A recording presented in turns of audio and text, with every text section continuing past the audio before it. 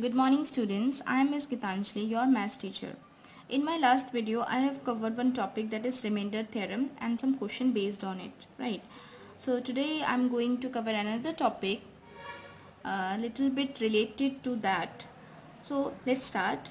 See, as we have studied that a polynomial qx is said to divide a polynomial px completely if the remainder is 0, right?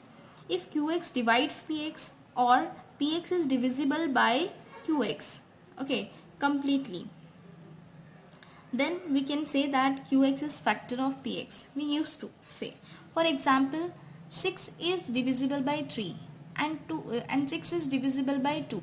We used to say that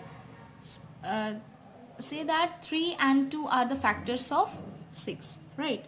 So in this section we shall study a theorem which will enable us to determine whether a polynomial qx is a factor of a polynomial px or not without performing the actual division. Okay, so this theorem is known as factor theorem. Let's discuss this factor theorem and let's start with its statement. Okay, so here we go. So here is the statement that let px be a polynomial of degree greater than or equal to 1. And a be a real number. Such that p of a is equals to 0. Okay, such that p of a is equals to 0, then we can say that x minus a is a factor of px. Okay, its converse is also true, that if x minus a is a factor of px, then p of a is equals to 0. So to make you more clear, I have just wrote in a short form that what the factor theorem says. It says that if px is a polynomial having degree greater than or equal to 1, okay, and a is a real number, clear, and px is divisible by x minus a, or px is divided by x minus a.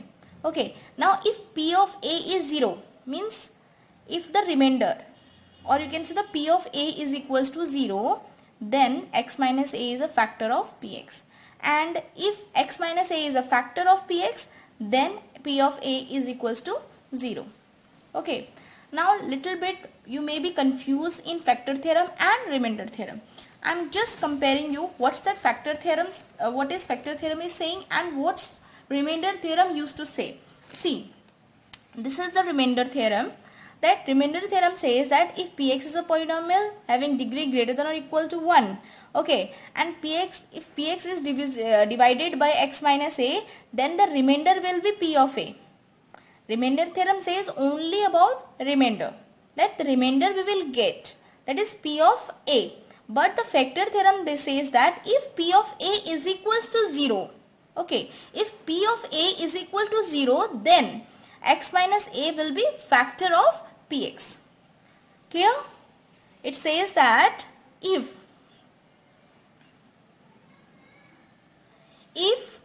p of a is equals to 0, then x minus a is a factor of px. I hope it is clear to all of you. Now what is the difference between the remainder theorem and the factor theorem?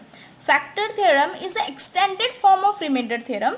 Remainder theorem just only says about the remainder that if px is divided by x minus a, then the remainder will be p of a. But the factor theorem says that if the remainder what you got is equal to 0, then only we can say that x minus a is a factor of px. And yes, its converse is also true, that if x minus a is a factor, if it is already given to you that x minus a is a factor of px, then you can easily predict that p of a is equals to 0. I think you all know that how to find a from x minus a. Just making it equal to 0 and you can get the value of a, right? So similarly, this is all about the difference. I hope you all have understood the statement. Okay, we will discuss its proof afterward.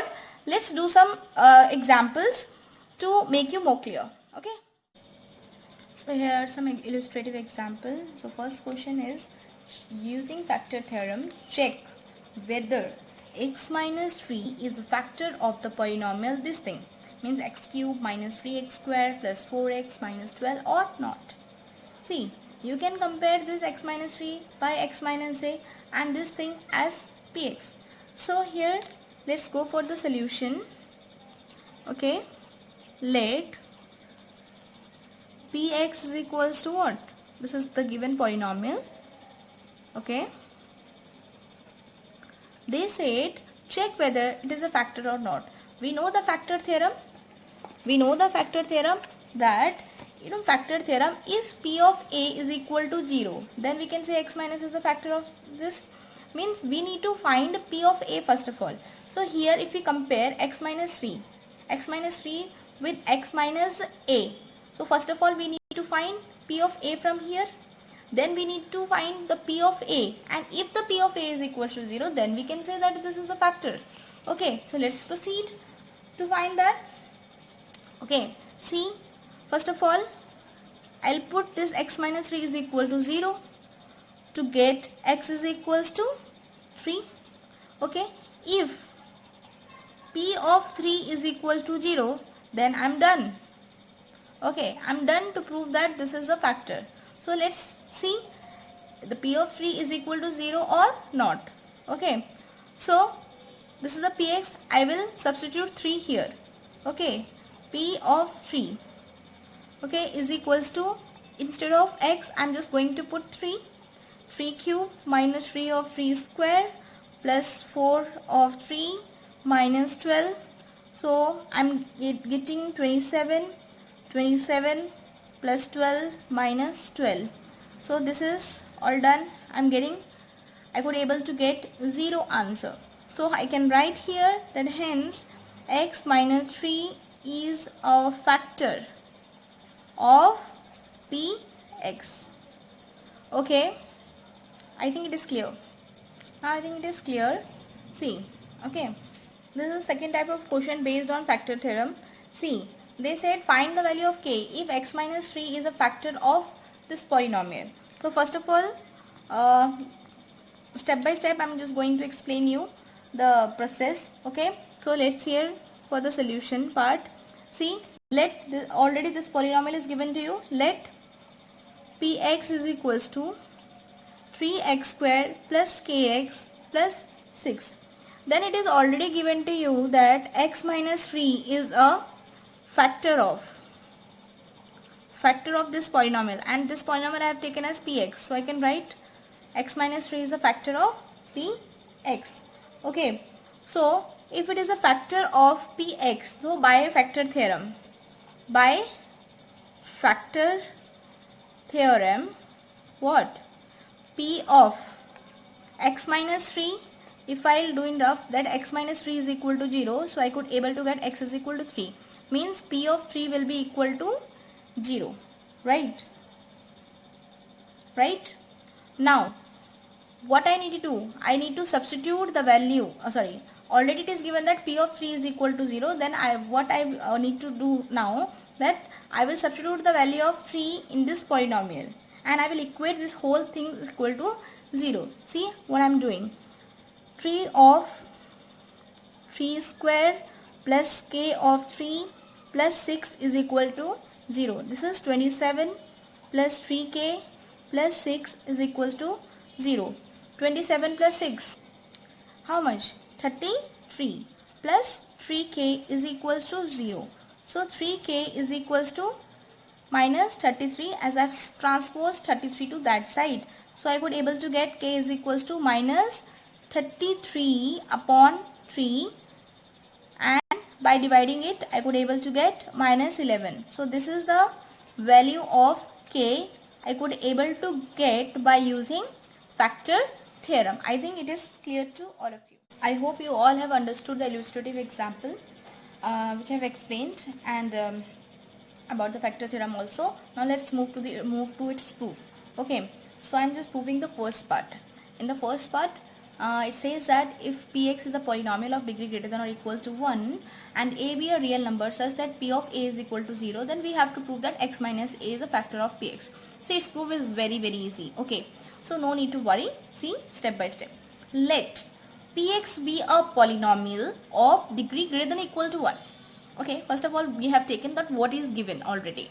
See, px be a polynomial of degree greater than or equal to 1 and a be any real number such that p of a is equals to 0, which is already given. Okay, we have to show that what we need to prove in the first part, that x minus a is a factor of px. Simple. So now from here it's a proof part. Let qx be the quotient when px is divided by x minus a. When px is divided by x minus a, let qx be the quotient. So by remainder theorem we know that when px is divided by x minus a and it gives the remainder equal to p of a, right? So by division algorithm, that is dividend is equals to divisor into quotient plus remainder. Okay, so instead of polynomial also I wrote the same, that px is equal to gx into qx plus p of a. Instead of gx I wrote x minus a because it is a divisor. Okay, and according to remainder theorem, according to the given thing, it is already given to you that p of a is equal to 0. So I wrote p of a is equal to 0. So px is written as the product of x minus a and q of x. We know that whenever a number, for example I have taken 6 can be written as the multiple product of two numbers, that is 3 and 2. So this 3 and 2 as well are the factor of 6. Why?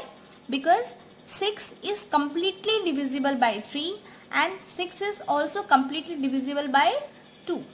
Means 3 and 2 completely divide 6. Means whenever 3 divide 6, we are getting remainder equal to 0. That's why this number can be written as the product of these two numbers and these two are the factor of this. Similarly, we will apply here as px can be written as the product of these two.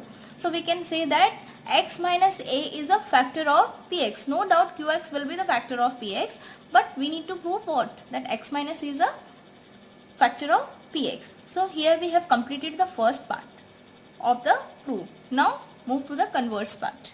So here is the converse. In the converse part, it is already given that x minus a is a factor of px. Okay, and we need to prove that what? That p of a is equals to 0.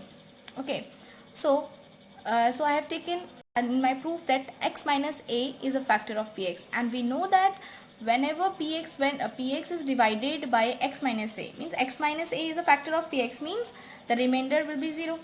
Okay, means remainder, definitely when px is divided by x minus a, it gives remainder 0, then only it is a factor, right? So but by remainder theorem, what the remainder theorem says, when px is divided by x minus a, definitely it will give what? Remainder is equal to p of a.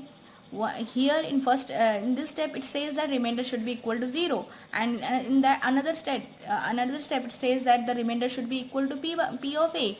So it means that from comparing this thing, we can conclude that p of a will be equal to 0 when x minus a is a factor of px. From here we have proved both the parts, so we can write hence proof. That's all.